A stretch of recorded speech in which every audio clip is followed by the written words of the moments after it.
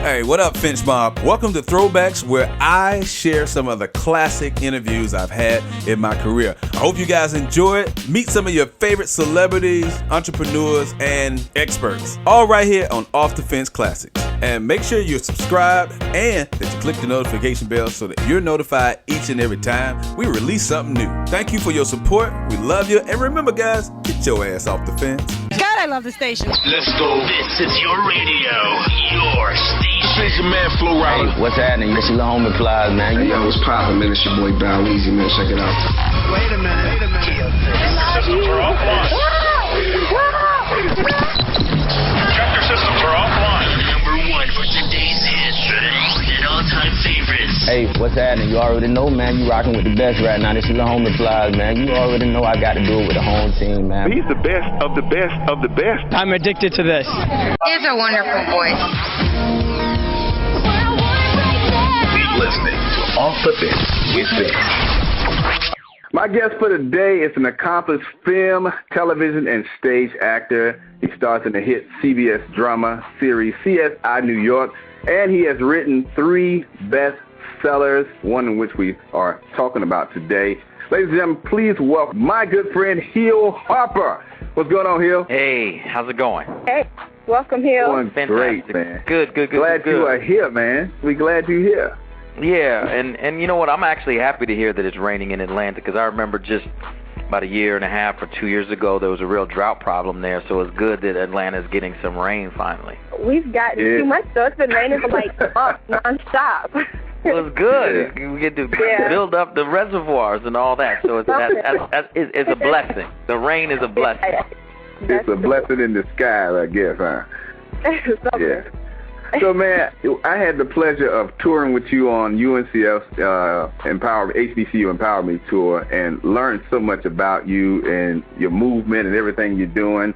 With the last book you had out, Letters to a Young Sister, and now you have another phenomenal book. And you know, people, they have to ask, man, how do you keep coming up with such great subject matter? You know, it comes, for me, it's a very organic process. I don't sit around saying, oh, what am I going to write about next? It really happens organically. The first book, Letters to a Young Brother, happened because I was touring, doing speeches to a lot of young people, and young brothers would come up to me and ask me questions, and then I would exchange my email address with them, and then it just got to a point where I was just getting too many emails and too many questions from young brothers, so I decided to take them and group them all into different groupings and said, you know, I'm going to have to write something up for them because I can't answer all these individual emails. I spend my whole day answering questions. And so that book really grew organically out of questions from young brothers. And obviously the Young Sister book grew out of that. And this book, The Conversation, came about 2 years ago. I was having a dinner party at my house, and there was a group of single brothers there and a group of single females there. And it was very interesting to me.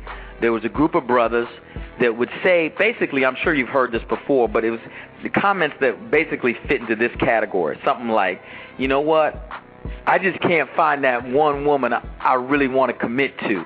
I can't meet the one. I'm dating. I can't meet that one woman. I can't meet her. I really want to, but I can't, right? And then the sisters were saying something to this effect. There are no good brothers out there. Where are they? And I was literally sitting back, and this was a logic, because my head, you know, I've half of my brain is creative and half of my brain is a logic brain, and it made no logical sense that on the one hand you had a group of single brothers saying that they couldn't find the one woman they want to commit to, but they were saying they wanted to, and then on the other hand we had a group of sisters saying there were no good men out there, and logically that just didn't make sense. And then and then I started to look at the hard data. You know, I got struck with some data points that really broke my heart. In 1966, 84% of black children were being raised in two-parent households. Fast forward to 2006, that number has plummeted to 31%. Another data point is that 70% of black professional women are single. Another data point is that even when we do get married, 51% of black couples end in divorce. And we have the highest divorce rate of any distinct ethnic group in this country. So that's even when we do. So we're not getting married as much. And even when we do, we get divorced more. That's a problem. And so I really wanted to delve into what's really going on between black men and black women. Because I personally, I don't know about you, but I didn't want to sit around and bear witness to the destruction of the black family and remain silent. And so that's what this book is, and it's an exploration of that. And I don't in any way claim to be an expert in relationships. I just claim to be a single man on a journey trying to figure it out, and that's what the book represents. Right. And it's so important that you say that, because in the book you talk about in the first chapter, man in the mirror. And, you know, Michael Jackson had a song that talked about that man in the mirror. And how often do you find in your conversations with individuals as you do your book tour that people will blame everything that's happening or not happening in their lives on other individuals, but not really taking a really good look at the mirror at themselves? All the time. I mean, that's really the main thesis of the book, because I had to ask myself as a single brother, am I part of the problem? You know, that's real talk. And so the answer came back that in many ways, yes, you know, and let's look at how. And that's what, you know, I didn't even know the book was going to be called The Conversation. I just after interviewing hundreds and hundreds of people, you know, I'd interviewed couples that have been married 70 years, people who have been divorced, people who are devoutly single, people, everybody across the map. And I interviewed so many people for this book. And what I found in the book is that the first and most important piece, there's 3 conversations that need to happen. The first conversation is with yourself, like you just said. It has to happen. You have to be willing to be vulnerable and honest with yourself. Most of us aren't. Most of us are sending our representatives even when we're looking in the mirror. And the second conversation is honest and open conversation with our partners or potential partners. And the third conversation is conversation with our greater community, which includes our family, etc. And so those 3 levels of conversation are what we need, but the problem is most of us send our representative.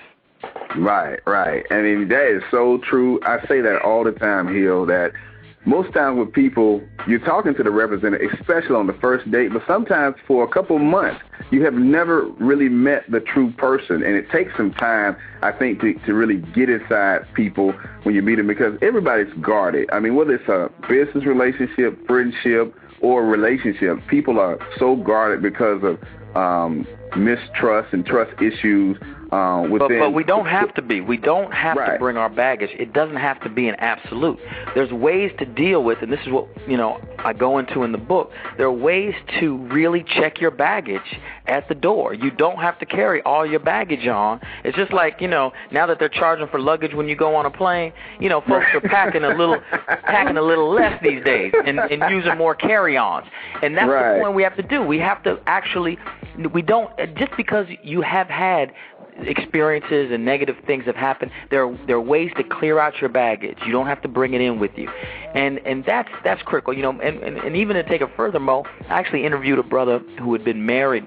He had known his wife for 5 years. They had gotten married, and they'd been married for 3 years. And he told me so honestly in this interview where he said, you know, Hill, it was 3 years into our marriage, and I realized I didn't even know who my wife was.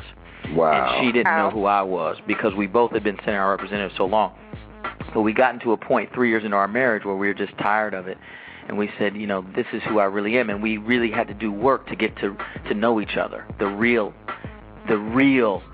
who we really are. And they did the work. They made the commitment to do the work. And that's a lot of what it is. You know, a lot of us aren't willing and don't see the value and understand the value of partnership and doing the work. And that's, you know, one of the main themes of the book is me as a single man realizing the value of partnership.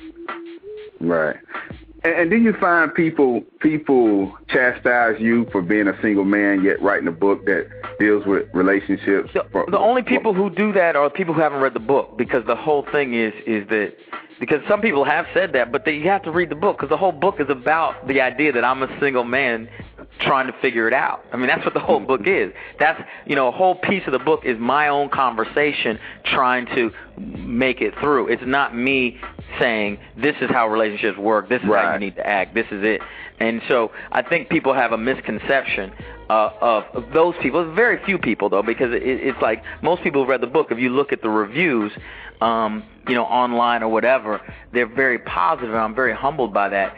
But you know, when you sit down to write a book, you know, I take it very seriously, you know, because this book is going to last forever. You know, the pages are going to be here long after I'm gone, and so you're leaving a legacy.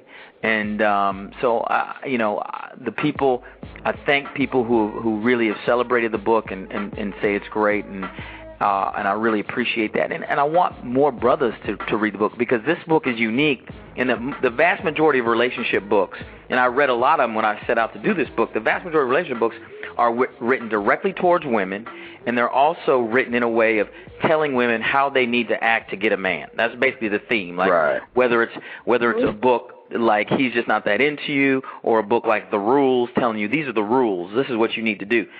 Books like that.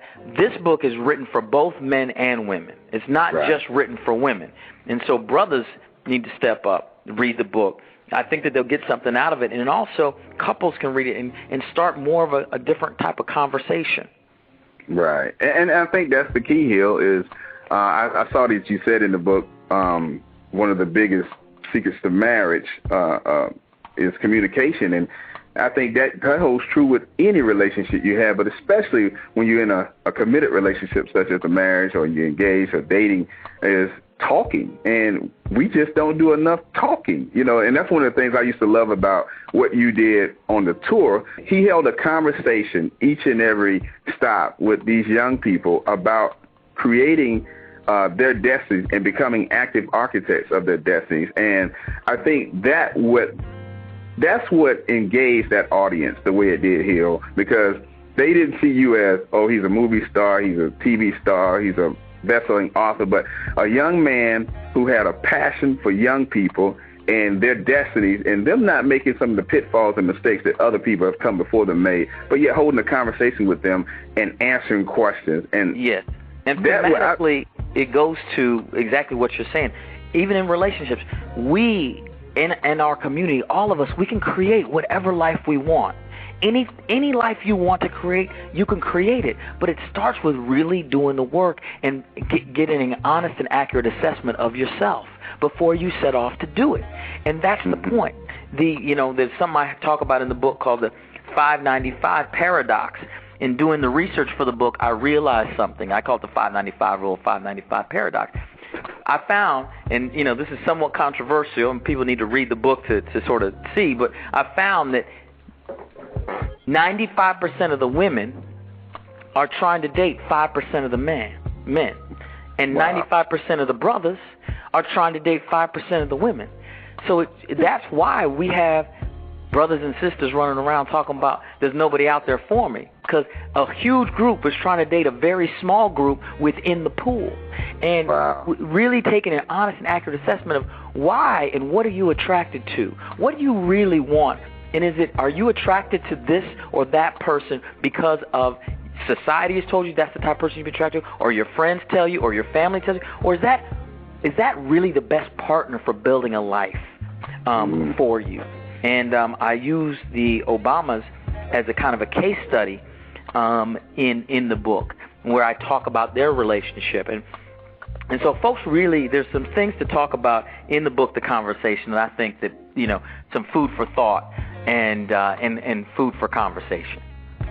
Absolutely right. We're talking to Hill Harper, ladies and gentlemen, author of the phenomenal book, The Conversation, How Black Men and Women Can Build Loving, Trusting Relationships. And Hill, before we take questions, we got a couple emails, and I want to read this one from you so you can address it. A young lady says here, Favor, when you interview Hill today, ask him why he has never married when he appears to desire and promotes black love and relationships. And this is some of this stuff you talk about in your book, and you're right, she probably hadn't read your book. Ask him why, when a classy lady who is attractive, fit, fun, etc., everything he says he wants, steps to him and treats him like a gentleman and tries to have a conversation with him. No sex, no groupie nonsense. He blows her off and acts rude. Well, it sounds kind of personal to me. I don't know. It sounds very personal. I mean, I can't answer. You know what? I don't know what context it is, but I'll tell you something. Mo, you know this from traveling with me. Right. I make a very, very clear distinction when I'm out doing book events and book signings that I treat everyone in a very professional. I do the work, because the last thing I would ever want, and I listen. And I actually said this today to somebody, because we were talking about relationships, and this is an actual personal conversation I was having. And I said, they said, well, don't you meet a lot of women on these book tours and all? And I said, I meet tons of people, women on these book tours, yes, but I never, ever, ever want some woman to think that I'm hitting on them in terms of they come to a book signing. I don't want them to think I would ever hit on them or do anything. It's not appropriate. So I treated it real professional, and you know this from touring with me. I'm very business-minded and very professional. Now, you know, if someone is, you know, they try to slip me numbers and this, and I'm just very professional. I don't do that because I don't mix that. Now, if I would have met this person in a completely different context, you know, I'm out and they're out and we're meeting at a dinner party or something, that's a whole different thing. But when I'm out working, I'm in more of a professional mode because, you know, as far as I'm concerned, people who come to those types of things, they're not coming to meet me in that way. They're coming to talk about the book or that. So I'm in a much more professional mode than a social mode. Does that make sense? And so that makes a lot of sense. If she felt that I didn't respond. And we got to remember that not everybody's for everybody. You could be cool and beautiful and funky and great, but just because you got a job and you're attractive and you're all that doesn't mean every guy should be attracted to you. Let's be real clear. Or vice versa. Just because you're an attractive guy who has a job doesn't mean every woman should be attracted to you. And that's, again, a misnomer. You know, we all can find and we all have the ability to find and identify the people that are right for us.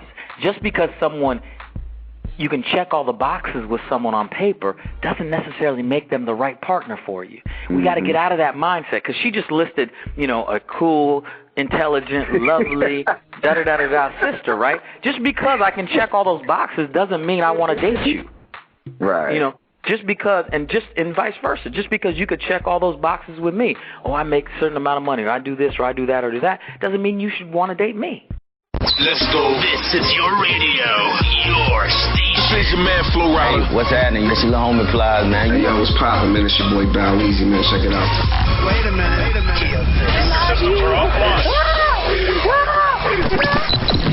Tractor systems are offline. Number one for today's hits and all-time favorites. Hey, what's happening? You already know, man. You rocking with the best right now. This is Hill Harper, man. You already know I got to do it with the home team, man. He's the best of the best of the best. I'm addicted to this. He has a wonderful voice.